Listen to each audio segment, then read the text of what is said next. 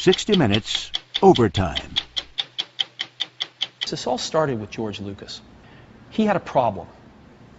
Now, to describe his problem, let me digress a little bit. When you make a copy of an audio cassette tape, let's say, an analog copy of an audio recording, you get noise artifacts, hiss, right? We've all experienced that. Well, the same thing happens when you make an analog copy or an optical copy of a piece of film. If you copy optically one piece of film to another, you get hiss, if you will, and in this case, the noise artifacts are visual. You get a dirty frame. Well, when George was making the original Star Wars, he had to combine many, many pieces of film together to make one frame. Some with the models, some with the matte paintings, some with the human characters, some with the special effects. And by the time he got through combining all these pieces of film to make just one frame of his movie, it was dirty.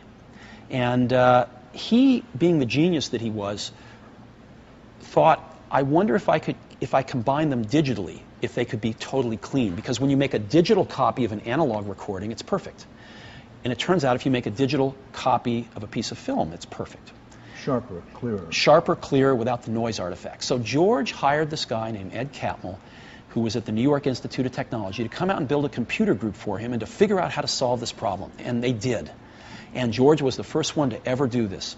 And after this problem was solved, George decided that he'd solved this problem, and he decided he would sell this computer group. And I ended up buying them. I met Ed, and Ed told me his dream was to make the world's first computer animated film. And I bought into that dream both sort of spiritually and financially. And together we started Pixar in 1986. 60 Minutes Overtime. My model of business is the Beatles. You know, they were four very talented guys who kept each other's kind of negative tendencies in check. They balanced each other, and the sum was greater than the total was greater than the sum of the parts. And that's how I see business. You know, great things in business are never done by one person. They're done by a team of people, and we've got that here at Pixar, and we've got that at Apple as well. And so that's what lets me do this. Well, you know, with the Beatles, when they were together, they did truly brilliant, innovative work. And when they split up, they did good work, but it was never the same. And I see business that way too. It's really always a team. 60 Minutes Overtime. Well, as a person, what's your biggest strength? I've been very lucky in meeting incredibly talented people and hanging out with them. And so that's been my greatest strength. And what's your biggest weakness? You know, I think all of us need to be on guard against arrogance, which knocks at the door whenever you're successful. Have you lived through that? Oh, sure. Oh, sure. Now, by that, correct me if I'm wrong, you had an incredible high with the initial success of Apple.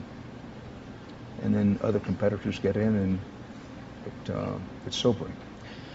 Well, as you may know, I was basically fired from Apple when I was 30, and was invited to come back 12 years later. So that was difficult when it happened, but maybe the best thing that ever happened to me. There wouldn't be a Pixar if that hadn't happened. And so, you know, you move on, life goes on, and you learn from it. We're at the end here, but you were fired from Apple when you were 30. Asked to come back when you were, what, 42? Mm-hmm. Did you think at that moment how sweet it is?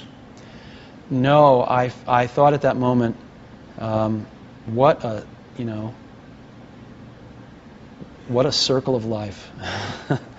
You know, life is just always mysterious and surprising, and you never know what's around the next corner. So. 60 Minutes Overtime.